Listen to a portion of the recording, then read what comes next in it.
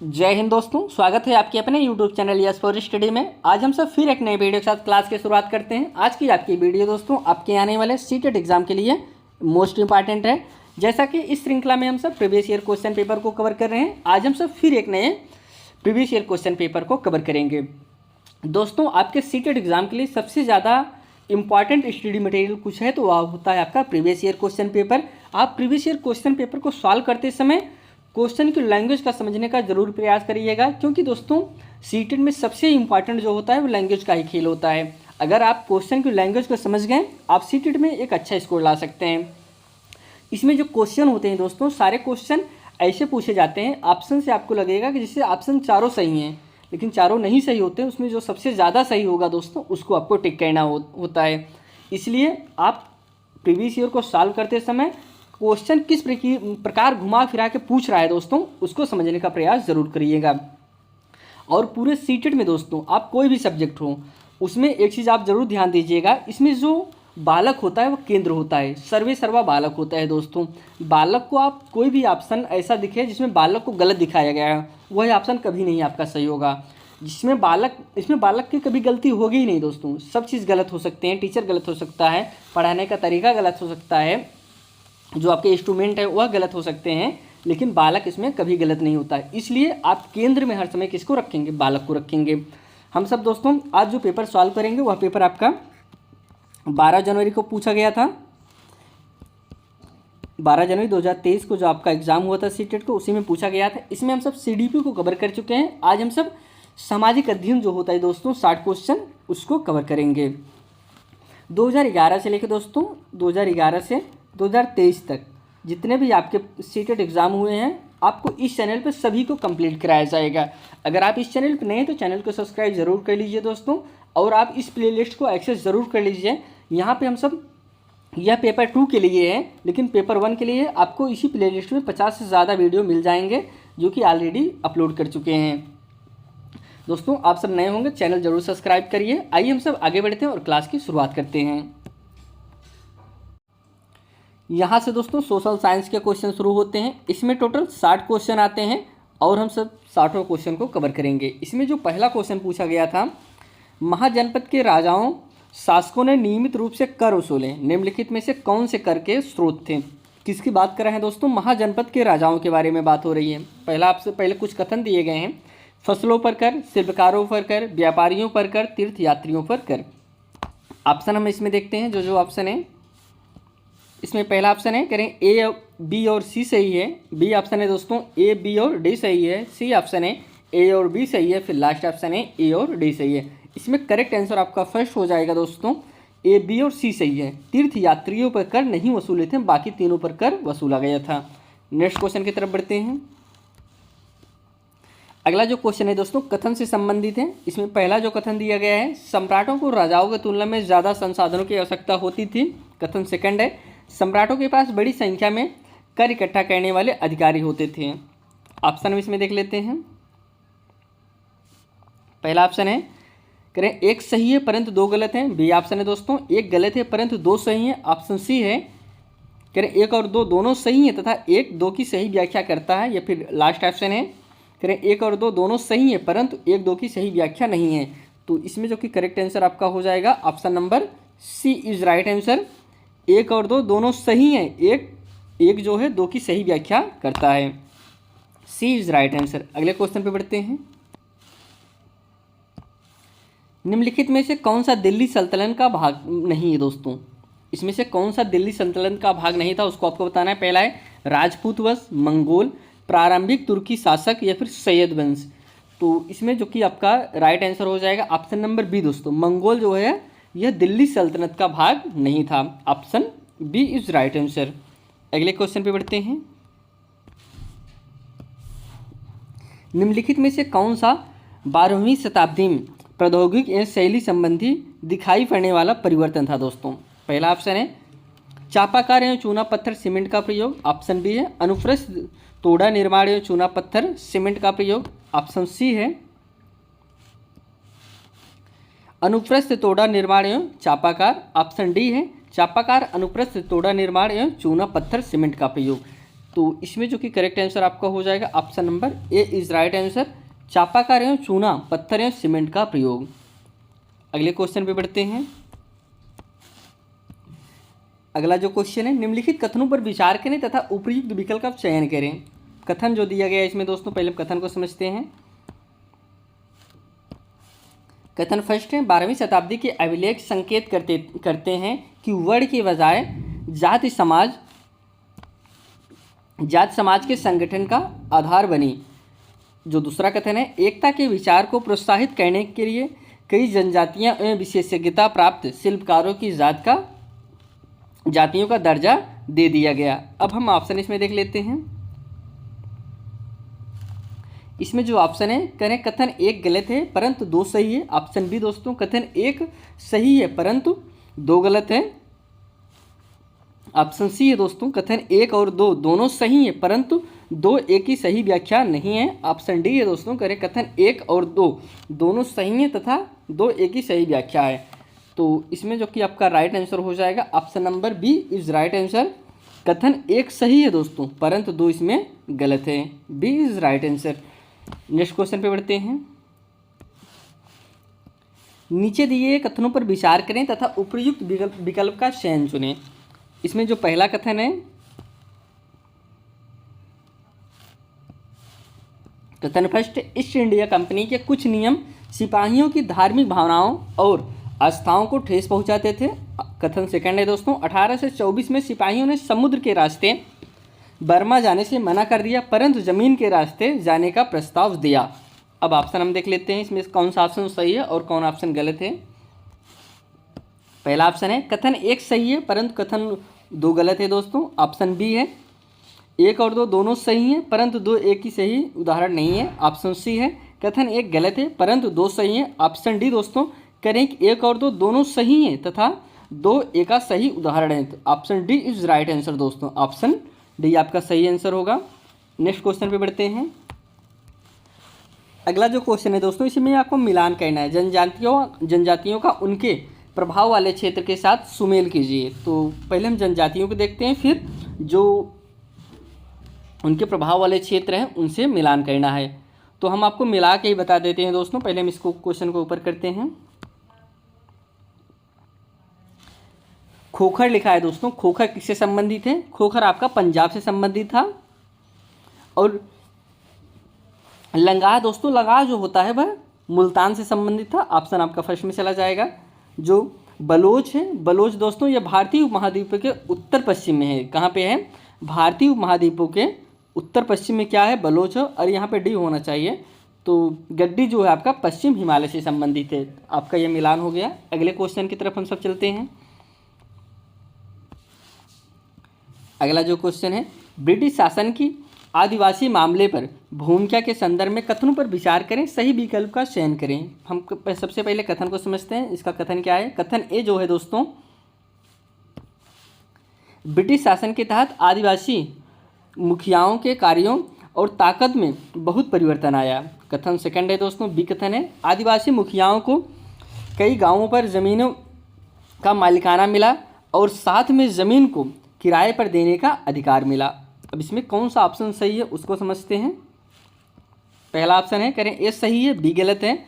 Second option है दोस्तों, B सही है, ए गलत है। ऑप्शन सी है दोस्तों, ए और बी दोनों सही हैं। ये फिर लास्ट ऑप्शन है, ए और बी दोनों गलत हैं। करेक्ट आंसर आपका option number C is right answer, A और बी दोनों सही हैं। नेक्स्ट क्वेश्चन पे बढ़ते हैं। अगला जो क्वेश्चन है दोस्तों, निम्नलिखित संस्थाओं का उनके द्वारा किए गए कार्यों के साथ मिलान कीजिए, सही विकल्प चुने दोस्तों। जो ब्रह्म समाज था दोस्तों, इसके क्या कार्य थे दोस्तों? ये क्वेश्चन थोड़ा बड़ा है तो इसमें हम मिलान नहीं हो पाएगा, लेकिन हम इसके कार्य आपको बता देते हैं यहीं पे। जो आपका ब्रह्मो समाज था, इसके जो कार्य थे दोस्तों क्या थे? इनका क्या था? मूर्ति पूजा और बलि का विरोध करना। तो ऑप्शन इसमें आपका क्या हो जाएगा? इसमें थर्ड आपका सही हो जाएगा, मूर्ति पूजा और बलि का निषेध थर्ड हो जाएगा। पहला आपका थर्ड में चला जाएगा। दूसरा जो है दोस्तों, डोरजियो एवं यंग बंगाल दोस्तों, इसका क्या कार्य था? इसका जो कार्य था दोस्तों, ऑप्शन आपको हम बताते हैं, फर्स्ट में चला जाएगा, सोच व अभिव्यक्ति की स्वतंत्रता की मांग। ऑप्शन सी है जो वेद समाज दोस्तों। वेद समाज जो है जाति भेदभाव की समाप्ति किया था। क्या आपका जो वेद समाज था। और रामकृष्ण मिशन दोस्तों क्या था, इसको आप जानते ही होंगे कि समाज सेवा द्वारा मुक्ति। तो ऑप्शन इसमें आपका सेकंड में चला जाएगा, समाज सेवा द्वारा मुक्ति। नेक्स्ट क्वेश्चन पे बढ़ते हैं। परमहंस मंडली का गठन खाली जगहें के उन्मूलन के लिए हुआ था दोस्तों। सती प्रथा के लिए, प्रतिष्ठा के लिए, हत्या, बाल विवाह या फिर जाति व्यवस्था। इसमें करेक्ट आंसर आपका हो जाएगा ऑप्शन नंबर डी, जाति व्यवस्था is right answer. Next question पे बढ़ते हैं। अगला जो क्वेश्चन है, करें श्री नारायण गुरु ने जाति समानता को सिखाया। मुख्यतः दोस्तों कुछ कथन दिए गए हैं। जातियों के निर्दिष्ट कार्यों से बाहर काम के अवसर की मांग करके। बी कथन है दोस्तों, इस विचार को प्रोत्साहित करने के लिए कि सभी मानव एक ही जाति से हैं। जो इसमें थर्ड कथन है दोस्तों, पश्चिमी शिक्षा के माध्यम से लोगों के सामाजिक स्तर को बेहतर करना। ऑप्शन हम इसमें देख लेते हैं। पहला ऑप्शन कह रहे केवल फर्स्ट सही है, केवल ऑप्शन बी है दोस्तों, केवल बी सही है। ऑप्शन सी है केवल सी सही है। फिर लास्ट ऑप्शन है कि तीनों सही हैं। तो इसमें आपका राइट आंसर दोस्तों केवल इसमें बी ही सही है, बाकी सारे गलत हैं। नेक्स्ट क्वेश्चन पे बढ़ते हैं। इसमें अगला जो क्वेश्चन है दोस्तों, इसको आपको मिलान करना। निम्नलिखित कॉलम का मिलान कीजिए तथा सही विकल्प का चयन कीजिए। सूची फर्स्ट हो गया, सूची बी, सूची ये दोस्तों सूची बी। जो राजट सत्याग्रह था दोस्तों, उसके सामने लिखा गया 1921। हम आपको मिला के बताते हैं तो दोस्तों ज़्यादा क्लियर हो जाएगा। अभी हम ऑप्शन आपको बताएंगे, 4 ऑप्शन रहेगा, फिर इसमें पहला तीसरे में जाएगा, दूसरा चौथे में जाएगा। इस तरह थोड़ा कन्फ्यूज़ हो जाएंगे, लेकिन हम आपको मिला देते हैं तो ज़्यादा क्लियर हो जाता है। तो जो रायलेट एक्ट था दोस्तों किस में चला जाएगा, 1919 में चला जाएगा। रायलेट सत्याग्रह है आपका 1919। पूर्ण स्वराज की मांग कब किया गया था दोस्तों, 1929 में इसकी मांग किया गया था। दांडी यात्रा दोस्तों, इसे आपको पता होगा, आपके जो दांडी यात्रा है आपके ईवीएस से भी संबंधित है। पूछता है कि दांडी यात्रा महात्मा गांधी ने कहाँ से कहाँ तक निकाला था, इसको आप जानते रहिए। ये आपका ऑप्शन सेकंड में चला जाएगा 1930। और जो असहयोग आंदोलन हुआ था दोस्तों, ये आपका 1920-21 था। तो ऑप्शन नंबर आपका फर्स्ट चला जाएगा। नेक्स्ट क्वेश्चन पे पढ़ते हैं। निम्नलिखित में से कौन से कानून द्वारा ब्रिटिशों ने भारतीयों के प्रांतीय स्वायत्तता दी दोस्तों। ऑप्शन है पहला मार्लोमेंटो सुधार 1909। बी ऑप्शन है रॉलेट कानून दोस्तों 1919। ऑप्शन सी है गवर्नमेंट ऑफ इंडिया एक्ट 1935। या फिर लास्ट ऑप्शन है गवर्नमेंट ऑफ इंडिया एक्ट 1947। तो राइट आंसर इसमें आपका हो जाएगा option number C is correct answer, government of India act 1935। अगले क्वेश्चन पे बढ़ते हैं। अगला क्वेश्चन है, दो कथनों ए और बी पर विचार कीजिए। पहला जो कथन है, स्वतंत्रता के पश्चात भी अंग्रेजी भाषा प्रयोग में रही क्योंकि राज्यों के मध्य प्रशासनिक लेन देन एवं संप्रेषण सरल होंगे। इसमें जो दूसरा कथन है दोस्तों, कह रहे हैं कि राजभाषा के रूप में अंग्रेजी की स्वतंत्रता पश्चात निर्विरोध स्वीकार कर लिया गया। ऑप्शन हम इसमें देखते हैं, इसमें कौन सा ऑप्शन आपका सही होगा। करेक्ट ए सही है और बी गलत है। ऑप्शन बी दोस्तों ए गलत है और बी आपका सही है। ऑप्शन सी ए गलत है और बी भी गलत है। या फिर लास्ट ऑप्शन है दोस्तों ए सही है परंतु आपका बी गलत है। तो राइट आंसर आपका लास्ट ही हो जाएगा, option D is correct answer. A सही है परंतु आपका बी गलत है। अगले क्वेश्चन पे बढ़ते हैं। करें सौरमंडल में जैसे जैसे हम सूर्य से दूर होते जाते हैं क्या होता है उसको आपको बताना है। पहला ऑप्शन है ग्रहों द्वारा सूर्य के चारों ओर एक प्रकीर्णन करने का समय बढ़ता जाता है। ऑप्शन बी है दोस्तों ग्रहों द्वारा सूर्य के चारों ओर एक प्रक्रमण करने का समय घटता जाता है। ऑप्शन सी है ग्रहों द्वारा अपने अक्ष पर एक घूर्णन करने का समय बढ़ता जाता है। या फिर फोर्थ ऑप्शन है ग्रहों द्वारा अपने अक्ष पर एक घूर्णन करने का समय समान रहता है। तो राइट आंसर आपका इसमें फर्स्ट हो जाएगा दोस्तों, ग्रहों द्वारा सूर्य के चारों ओर एक प्रक्रमण करने का समय बढ़ता जाता है। ये इज राइट आंसर। अगले क्वेश्चन पे बढ़ते हैं। किस देशांतर को भारत के लिए मानक यामोत्तर माना गया है। ऑप्शन है पहला 82 डिग्री 30 मिनट वेस्ट पश्चिम दोस्तों। या फिर सेकंड ऑप्शन है 82 डिग्री 30 मिनट पूर्व। या फिर दोस्तों ऑप्शन सी है 81 डिग्री 30 मिनट पश्चिम। या फिर लास्ट ऑप्शन है 81 डिग्री 30 मिनट पूर्व। तो राइट आंसर इसमें आपका हो जाएगा ऑप्शन नंबर, इसमें करेक्ट आंसर आपका बी हो जाएगा दोस्तों, 82 डिग्री 30 मिनट पूर्व इज राइट आंसर बी। अगले क्वेश्चन पे बढ़ते हैं। निम्नलिखित में से कौन सा कथन एंडीज पर्वत और ग्रेट डिवाइडिंग रेंज से संबंधित है? ऑप्शन है पहला ऑप्शन है विषुवत रेखा इन दोनों क्षेत्रों से होकर गुजरती है। बी ऑप्शन है मकर रेखा इन दोनों क्षेत्रों से होकर गुजरती है। ऑप्शन सी दोनों एक ही समय क्षेत्र में अवस्थित हैं, या फिर लास्ट ऑप्शन है दोनों महाद्वीप के पूर्वी भाग में अवस्थित हैं। तो राइट आंसर आप इसमें आपका हो जाएगा ऑप्शन नंबर, इसमें आपका राइट आंसर बी होगा दोस्तों, मकर रेखा इन दोनों क्षेत्र से होकर गुजरती है। B is correct answer. अगले क्वेश्चन पे बढ़ते हैं। निम्नलिखित कथनों पर विचार करें। पहला जो कथन है, ग्लोब किसी एक देश के बारे में मानचित्रों की अपेक्षा ज़्यादा जानकारी देती है। बी कथन है बड़े क्षेत्र वाले भागों जैसे महाद्वीपों या देशों के छोटे पैमाने वाले मानचित्र पर दर्शाया जाता है। सी कथन है, इसमें सी कथन है मानचित्र पर पठारों को दर्शाने के लिए केवल लाल रंग का इस्तेमाल किया जाता है। अब इसमें जो ऑप्शन दिए गए कह रहे हैं केवल ए सही है, केवल बी सही है, या फिर दोस्तों ए और बी सही है, या फिर लास्ट ऑप्शन है बी और सी सही है।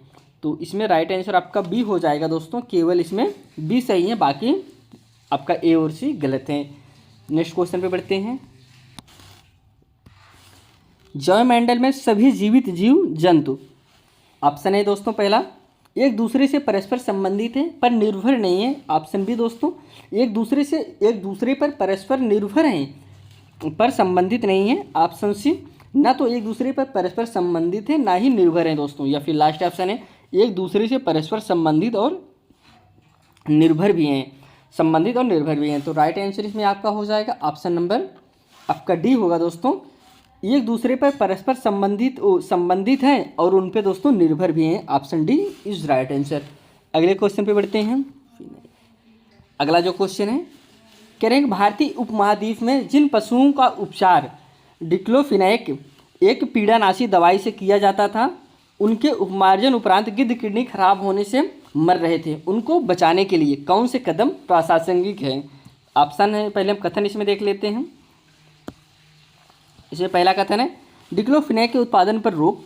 बी कथन है डिक्लोफिनैक के उपयोग पर रोक, पशुओं के लिए डिक्लोफिनैक के उपयोग के लिए रोक दोस्तों। अब सी कथन है गिद्धों के दूसरे महाद्वीप की ओर प्रवासन को बढ़ावा देना, या फिर लास्ट कथन है दोस्तों गिद्धों के खान पान की आदतों को बदलने का प्रयास करना। और जो इसमें ई कथन है कह रहे हैं आरक्षित स्थानों पर गिद्ध के प्रजनन का प्रयास करना। अब देखिए दोस्तों, अब इसमें थोड़ा सा क्वेश्चन लेंदी है, लेकिन इसमें आप अगर इसमें एक भी पॉइंट आपको समझ में आ रहा है कि ये नहीं हो सकता, सबसे पहले आप वही देख लीजिए। जैसे इसमें अगर इसमें हम सब बात करें तो जो इसमें है, एक मिनट दोस्तों, ये जो सी ऑप्शन है, सी आपका 100% गलत होगा, सी आपका सही नहीं हो सकता। तो आप ऐसे विकल्प की तरफ पहले जाइए जिसमें आपका सी हो। अगर सी आपको मिल गया फिर आप जिसमें आप जिस ऑप्शन में आपके पास सी है उस ऑप्शन को आप काट दीजिए, फिर जो ऑप्शन आपके बचेंगे वही आपके राइट आंसर होगा। पहले हम सी को देखते हैं किसमें है। ऑप्शन हम इसमें देखते हैं पहले दोस्तों। अब देखिए दोस्तों, सी आपका 100% नहीं सही होगा, मतलब ए ऑप्शन आपका हो ही नहीं सकता। सी ऑप्शन हम देखते हैं, कह रहे हैं कि ए सी डी ई तीनों सही हैं, ए भी आपका नहीं हो सकता। ऑप्शन बचा कौन दोस्तों? डी बचा, इसमें भी आपका सी मिल गया। मतलब कहने का आप सीधा सिंपल सा आपका आंसर समझ में आ गया कि आपका राइट आंसर क्या होगा, बी और E is right answer. Option second is correct answer. अगले क्वेश्चन में बढ़ते हैं। निम्नलिखित कथनों पर विचार करें। पहला जो कथन है सौर ऊर्जा एक महत्वपूर्ण नवीकरणीय संसाधन के रूप में देखा जाता है। इसमें जो कथन बी है दोस्तों, जरूरत से ज़्यादा इस्तेमाल और प्रदूषण का किसी भी नवीकरणीय संसाधन पर प्रभाव नहीं पड़ता। इसमें नहीं पड़ता है लिखा गया है। इसमें कौन सा ऑप्शन सही है उसको आपको बताना है। इसमें जो पहला ऑप्शन है कह रहे हैं कि ए और बी दोनों सही हैं और बी सही व्याख्या करता है ए की। ऑप्शन बी है दोस्तों, ए और बी दोनों सही हैं लेकिन बी सही व्याख्या नहीं करता ए की। या फिर लास्ट ऑप्शन है ए सही है लेकिन बी गलत है। या फिर दोस्तों ऑप्शन लास्ट है ए और बी दोनों गलत हैं। तो इसमें जो कि आपका करेक्ट आंसर हो जाएगा ऑप्शन नंबर सी। ए सही है लेकिन आपका बी गलत है। अगले क्वेश्चन पे बढ़ते हैं। गल्फ स्ट्रीम उदाहरण है, किसका उदाहरण है? ऑप्शन है गर्म जलधाराओं का, ऑप्शन बी है ठंडी जलधाराओं का, ऑप्शन सी है महासागरीय धाराओं का, या फिर पवनों का। तो इसमें राइट आंसर आपका हो जाएगा दोस्तों, इसका जो आंसर माना था आयोग दोस्तों, इस क्वेश्चन में दोस्तों आयोग जो आपको आंसर दिया था सभी बच्चों को एक समान आंसर दिया था, लेकिन इसमें आपका करेक्ट आंसर आपका सी होगा, महासागरीय धाराओं का। अगले क्वेश्चन पे बढ़ते हैं। पवनों के संदर्भ में निम्न कथनों पर विचार कीजिए। पहला जो कथन है, भूमध्य रेखीय निम्न दाब पेटी को डोल ड्रीम भी कहा जाता है। आप दूसरा कथन है दोस्तों, हार से अक्षांश उच्च दाब क्षेत्र है। इसमें ऑप्शन हम देख लेते हैं। हम इसमें पहला जो ऑप्शन है कह रहे हैं केवल ए सही है, ऑप्शन बी दोस्तों केवल बी सही है, लास्ट उसी ऑप्शन है दोस्तों दोनों ए तथा बी सही है, या फिर लास्ट ऑप्शन है ना तो ए ना तो बी सही है। राइट आंसर आपका ऑप्शन नंबर सी हो जाएगा, दोनों दोस्तों आपका ए भी सही है और आपका बी भी सही है। अगले क्वेश्चन पे बढ़ते हैं। ऋतु प्रवास हेतु लोग अक्सर रहते थे खाली जगहें, शहरों में, अस्थायी बस्तियों में, अस्थायी बस्तियों में, या फिर खुले में बिना किसी आश्रय के। तो राइट आंसर इसमें आपका हो जाएगा ऑप्शन नंबर सी दोस्तों।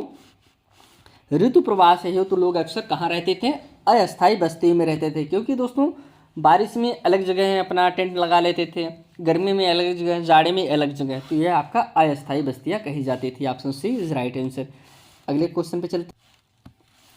अगर किसी सेल में तांबा मौजूद है तो उस सेल का रंग क्या होगा? ऑप्शन ए लाल होगा, हरा होगा, नीला होगा, भूरा होगा। अगर किसी में तांबा मौजूद है किसी सेल में तो दोस्तों उसको आपको बताना है। ऑप्शन आपका सी होगा, उसका रंग किस तरीके होगा? नीला होगा। Option C is right answer. Next question पे चलते हैं। कह रहे हैं संभाव्य संसाधन का निकट भविष्य में इस्तेमाल हो सके इसके लिए कौन सा कथन उठाया जाना चाहिए? ऑप्शन पहला है दोस्तों संसाधन से जुड़ी हुई प्रौद्योगिकी के स्तर को बढ़ाकर, ऑप्शन बी है दोस्तों उस संसाधन के इस्तेमाल को लेकर नीति बनाकर, ऑप्शन सी है समाज में जागरूकता फैलाकर, या ऑप्शन डी है दोस्तों प्राकृतिक संसाधनों के क्षरण को कम करके। तो राइट आंसर आपका फर्स्ट हो जाएगा, संसाधनों से जुड़ी हुई प्रौद्योगिकी के स्तर को बढ़ाकर। Option A is correct answer. Next question पे चलते हैं। अगला क्वेश्चन है दोस्तों नीचे दिए कथन ए कारण आर पर विचार करें। कथन ए है सूती वस्त्र उद्योग और जूट आधारित उद्योग में कुछ समान लक्षण मौजूद हैं जिसकी वजह से इन्हें सनराइज उद्योग के रूप में जाना जाता है। हम कारण समझते हैं। सनराइज उद्योग में सूर्य की किरणें की तीव्रता महत्वपूर्ण भूमिका निभाती हैं। ऑप्शन हम इसमें देख लेते हैं।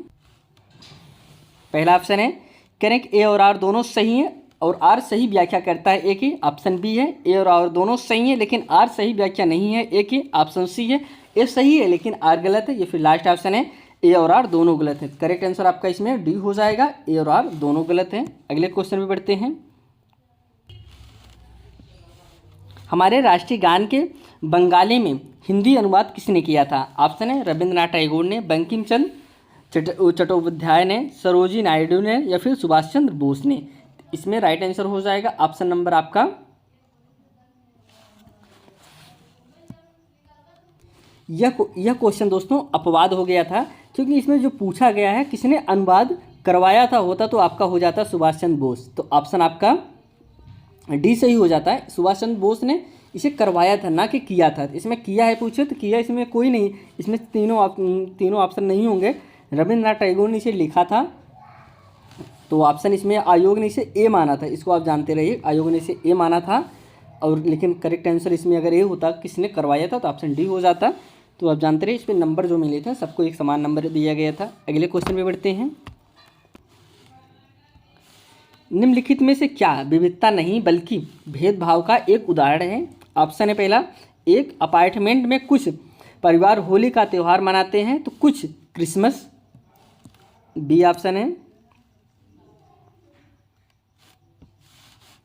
एक स्कूल में कुछ बच्चे कुर्सियों पर बैठती हैं और कुछ को जमीन पर बैठाया जाता है। सी ऑप्शन है एक बाजार में कुछ विक्रेता मछली बेचते हैं कुछ फल। लास्ट ऑप्शन है एक गली में कुछ घर सफ़ेद रंग के हैं तो कुछ पीले रंग के हैं। तो राइट आंसर इसमें आपका बी हो जाएगा दोस्तों। एक स्कूल में कुछ बच्चे कुर्सियों पर बैठते हैं, कुछ ज़मीन पर बैठाया जाता है, तो यह आपका राइट आंसर हो गया। ऑप्शन आपका बी इज करेक्ट आंसर। इसमें भेदभाव का उदाहरण पूछ रहा है दोस्तों, क्या विविधता नहीं बल्कि भेदभाव का उदाहरण है, तो भेदभाव यही होगा दोस्तों, कुछ बच्चों को आप कुर्सी दे दें, कुछ बच्चों को भूमि बैठा दें, तो यह आपका भेदभाव का उदाहरण है। नेक्स्ट क्वेश्चन भी बढ़ते हैं। एक राज्य के मुख्यमंत्री की नियुक्ति कौन करता है? ऑप्शन है भारत के राष्ट्रपति, ऑप्शन बी है विधानसभा के अध्यक्ष, ऑप्शन सी है भारत के राष्ट्रपति या उपराष्ट्रपति, या फिर दोस्तों लास्ट ऑप्शन है राज्य के राज्यपाल। दोस्तों जो मुख्यमंत्री की नियुक्ति करता है वह करते हैं आपके उस राज्य के राज्यपाल करता है। Option D is right answer. Next question पे बढ़ते हैं। अगला क्वेश्चन है, निम्नलिखित में से कौन सा कथन भारत में नगर प्रशासन से संबंधित नगर प्रशासन के संबंध में सही नहीं है? ऑप्शन है पहला, नगर निगम शहरों में स्कूल एवं अस्पतालों का प्रबंधन करते हैं। ऑप्शन बी है, बड़े शहरों में नगर पालिकाएँ होती हैं। इसमें जो ऑप्शन गलत होगा वही आपका राइट होगा। नगर निगम संपत्ति कर की उगाही करते हैं। ऑप्शन डी है, निगम पार्षद का चुनाव दोस्तों निगम पार्षद एक चुना हुआ सदस्य होता है। तो इसमें जो कि आपका करेक्ट आंसर हो जाएगा, जो इसमें ऑप्शन बी है दोस्तों, बड़े शहरों में नगर पालिकाएँ होती हैं। नगर पालिकाएँ नहीं होती दोस्तों, बड़े शहरों में नगर निगम होते हैं, ना कि नगर पालिकाएँ होती हैं।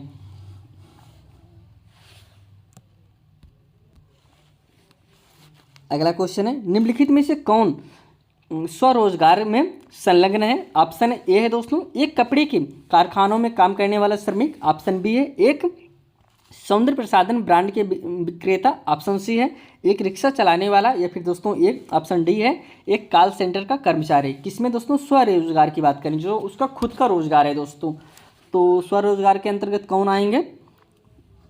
इसमें आपका ऑप्शन सी सही हो जाएगा, एक रिक्शा चलाने वाला दोस्तों, क्योंकि रिक्शा तो दोस्तों किसी के अधीन नहीं है। इसे कारखाने में काम कर रहे हैं तो कारखाना तो मालिक का दूसरा हो गया दोस्तों। जो रिक्शा चलाने वाला है उसका खुद का रिक्शा है, वह उसका स्वरोजगार है। Option C is correct answer.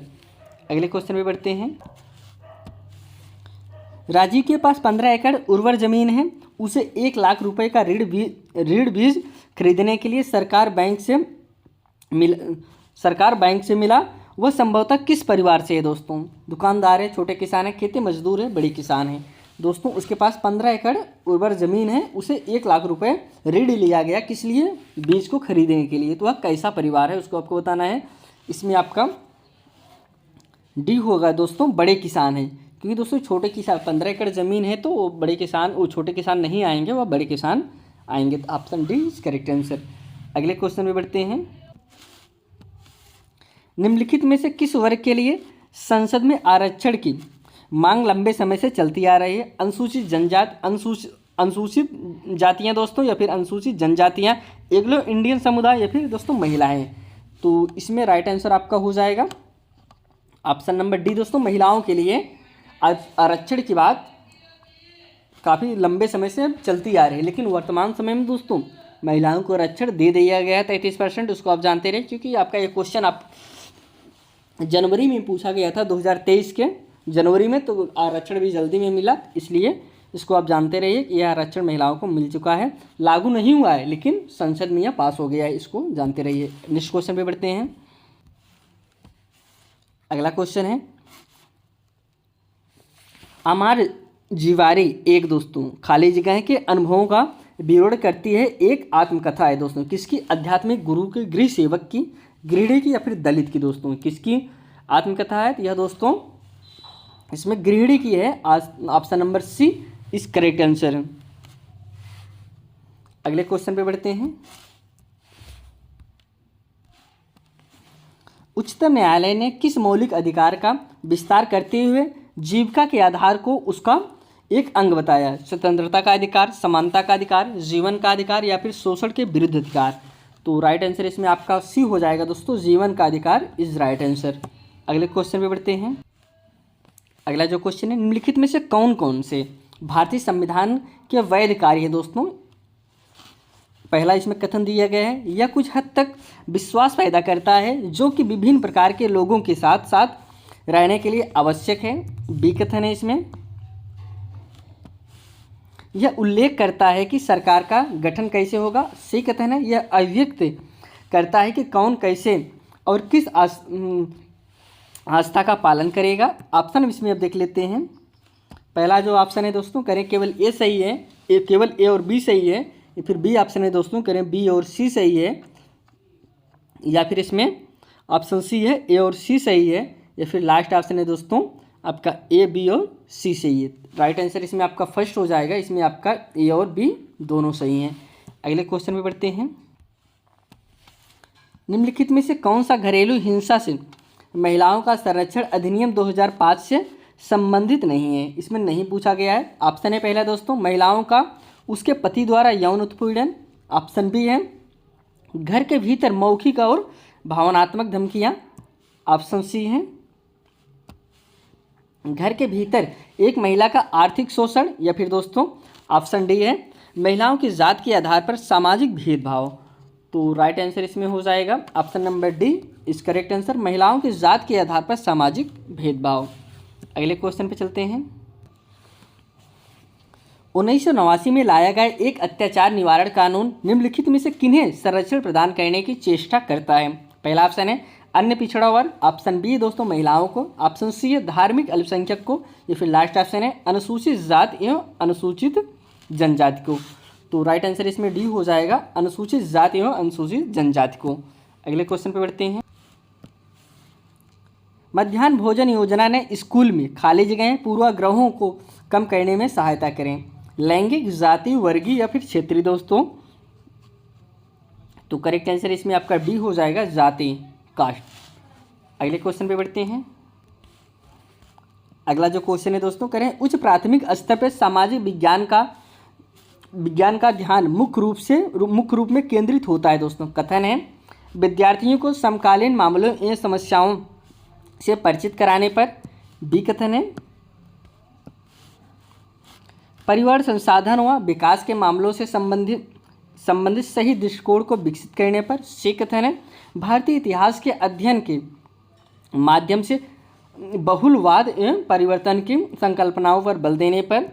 Option इसमें हम देख लेते हैं कौन सा ऑप्शन आपका सही होगा। ऑप्शन पहला है कह रहे हैं ए और सी सही है। ऑप्शन बी ए बी और सी सही है, या फिर सी ऑप्शन है ए और बी सही है, फिर लास्ट ऑप्शन है सी और ए सही है।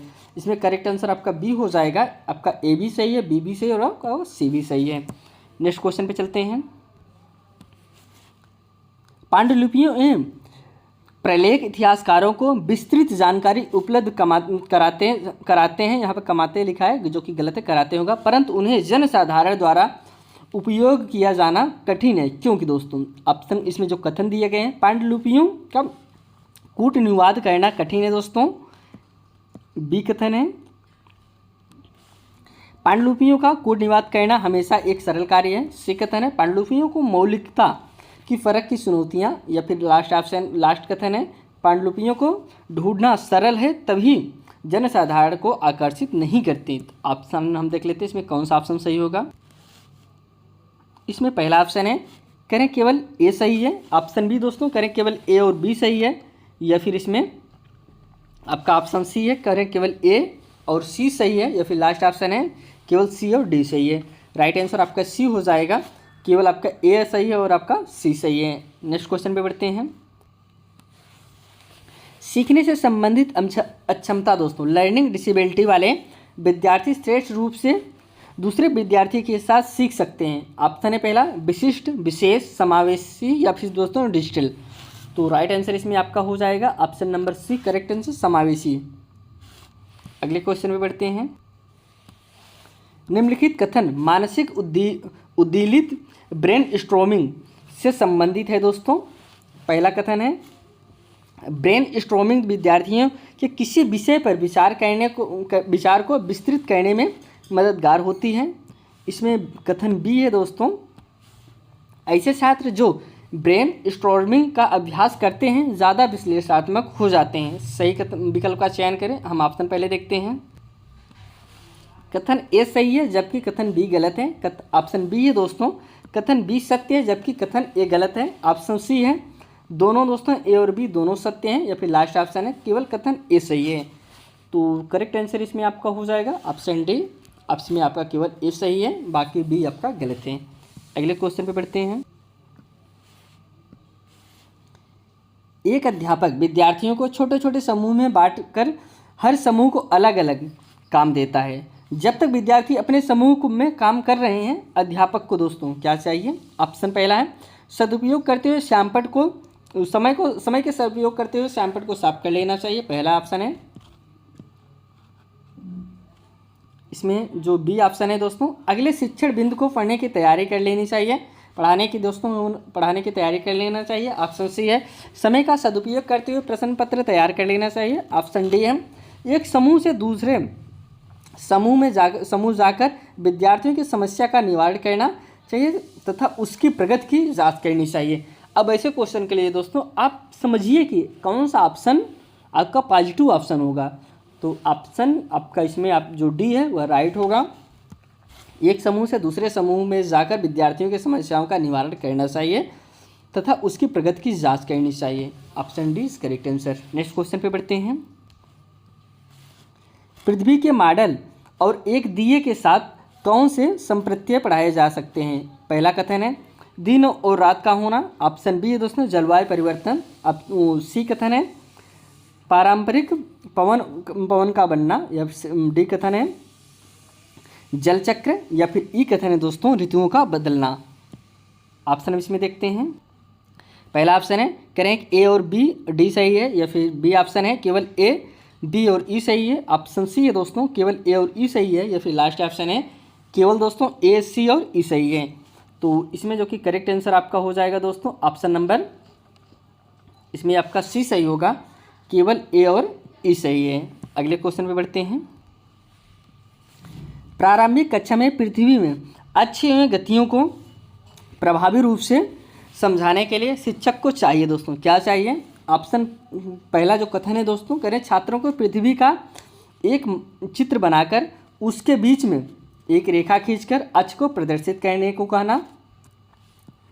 इसमें बी कथन है ग्लोब का प्रयोग करके दिखाना और चर्चा कहना। सी कथन है एक बाल के बीच में एक बड़ी सुई से छेद कर कर इसकी सादृश्यता पर चर्चा करना, या फिर इसमें डी कथन है मानचित्र का प्रयोग करते हुए इन दोनों संप्रतियों पर चर्चा करना। ऑप्शन इसमें हम देखते हैं। पहला जो ऑप्शन है करें केवल ए और बी सही है। ऑप्शन बी है दोस्तों बी और सी सही है। ऑप्शन सी है सी और डी सही है। फिर लास्ट ऑप्शन है ए, बी और सी सही है। तो राइट आंसर आपका ऑप्शन नंबर बी हो जाएगा, बी और सी सही है। नेक्स्ट क्वेश्चन पे बढ़ते हैं। करें निम्नलिखित कथन सहयोगी शिक्षण से संबंधित है। किससे दोस्तों? सहयोगी शिक्षण से संबंधित है। सही विकल्प का चयन करें। विकल्प को हम देखते हैं। इसमें जो कथन ए है दोस्तों कक्षा के सभी छात्रों को 4 या 5 के समूह में उनकी पसंद के अनुसार बांटना और कहना कि दिए गए लक्षण पर सहयोग करें और यह सहयोगी शिक्षण है। इसमें बी कथन है सहयोगी शिक्षण विद्यार्थियों के सामाजिक कौशल को बढ़ाता है। ऑप्शन इसमें हम देख लेते हैं। कथन ए सत्य है जबकि बी गलत है। ऑप्शन बी दोस्तों केवल कथन ए सत्य है, या फिर ऑप्शन सी है केवल कथन बी सत्य है, या फिर लास्ट है दोस्तों दोनों कथन ए और बी दोनों सत्य हैं। तो करेक्ट आंसर इसमें आपका हो जाएगा करेक्ट आंसर ऑप्शन इसमें सी हो जाएगा दोस्तों, केवल कथन आपका बी ही सत्य है, आपका बाकी गलत है। नेक्स्ट क्वेश्चन पे बढ़ते हैं।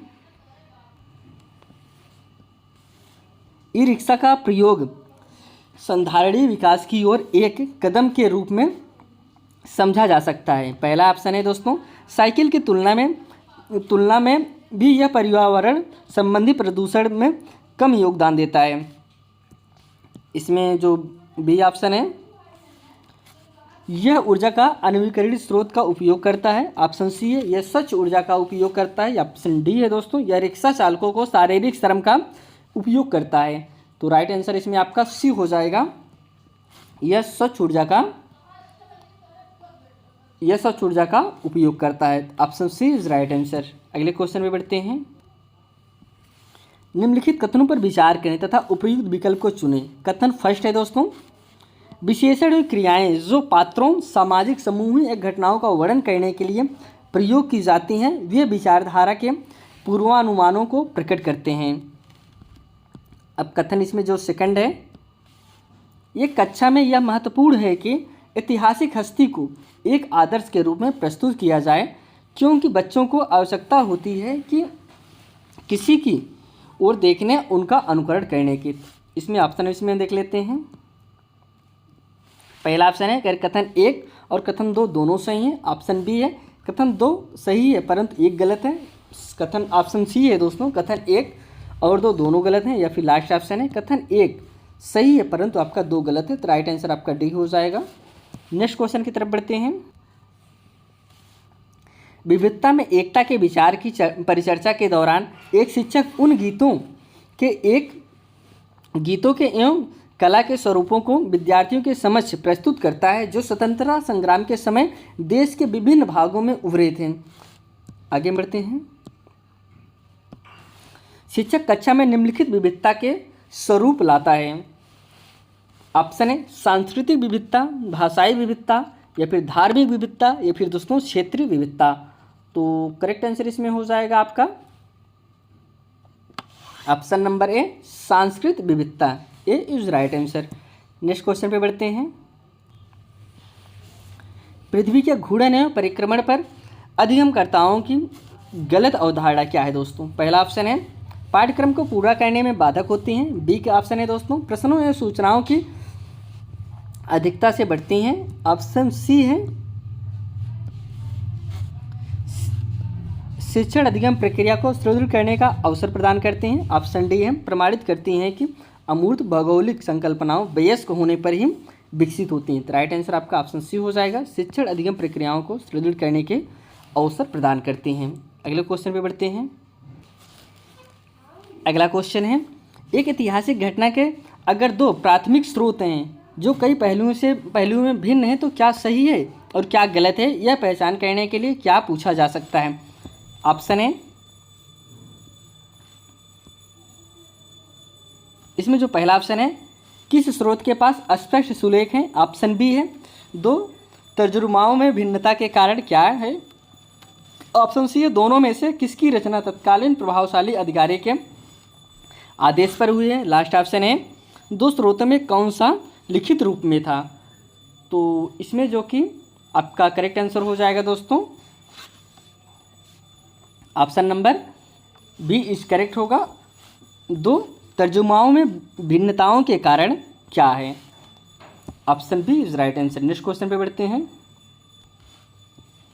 कह रहे हैं मौसम संबंधी उपकरणों के प्रयोग द्वारा मौसम की सूचना को एकत्रित करना उदाहरण है दोस्तों खाली जगह के संग्रहण का। ऑप्शन है प्राथमिक डाटा, द्वितीयक डाटा, तृतीयक डाटा, या फिर सामान्य डाटा। तो राइट आंसर आपका यह प्राथमिक डाटा के अंतर्गत आता है। First is correct answer. अगले क्वेश्चन पे बढ़ते हैं। अधिगमकर्ताओं को स्वास्थ्य क्षेत्र के बारे में समझने के लिए अपने विद्यार्थियों के साथ एक पास की सरकारी अस्पताल का भ्रमण करने की योजना बनाएं, क्योंकि कथन है दोस्तों यह विद्यार्थियों को एकदम नया अनुभव देगा। ऑप्शन बी कथन है दोस्तों यह आपके विद्यालय के एकदम निकट है। आप सी कथन है यह विद्यार्थियों के लिए बाहर घूमने जैसा होगा। डी है दोस्तों यह विद्यार्थियों को सरकारी योजनाओं के बारे में अवगत कराएगा। ऑप्शन इसमें हम देखते हैं करेक्ट केवल ए सही है। ऑप्शन बी दोस्तों केवल ए और डी सही है। ऑप्शन सी केवल बी और सी सही है। फिर लास्ट ऑप्शन है केवल सी और डी सही है। तो राइट आंसर आपका बी हो जाएगा, ए और D is correct answer. Next question पे बढ़ते हैं। सामाजिक विज्ञान के अधिगम का आकलन दोस्तों पहला ऑप्शन है उपयोगी नहीं है क्योंकि अधिगमकर्ताओं विविध पृष्ठभूमियों से होते हैं। ऑप्शन बी है एक समय अवधि में अधिगमकर्ताओं में प्रगति का पता लगाने में सहायक होते हैं। इसमें आपका सी ऑप्शन है सामाजिक कौशल में कमजोरों का पता लगाने में सहायक होते हैं। ऑप्शन डी है दोस्तों शैक्षिक सेक्टर में प्रगति का पता करने में सहायक होते हैं। तो राइट आंसर इसमें आपका हो जाएगा option number B is right answer. एक समय अवधि में अधिगमकर्ताओं के प्रगति का पता लगाने में सहायक होते हैं। अगले क्वेश्चन पे बढ़ते हैं। एक अध्यापिका छात्रों के सीखने और उनके विकास के बदलते स्वरूप को जानना चाहती है। इसके लिए किस तरह का आकलन उचित रहेगा? पहला ऑप्शन है सत्र के अंत में परीक्षा, ऑप्शन बी है मासिक परीक्षा, ऑप्शन सी है साप्ताहिक परीक्षा, लास्ट ऑप्शन है पोर्टफोलियो। तो करेक्ट आंसर इसमें हो जाएगा दोस्तों पोर्टफोलियो। पोर्टफोलियो ऐसा होता है दोस्तों जिसमें बच्चे का पूरा रिकॉर्ड रखा जाता है। पोर्टफोलियो का निर्माण बच्चा कर सकता है, शिक्षक कर सकते हैं, अभिभावक तीनों कर सकते हैं। इसको आप जानते रहिए। इसमें बालक का सारे रिकॉर्ड एकत्रित होते हैं। Option D is correct answer. Next question पे बढ़ते हैं।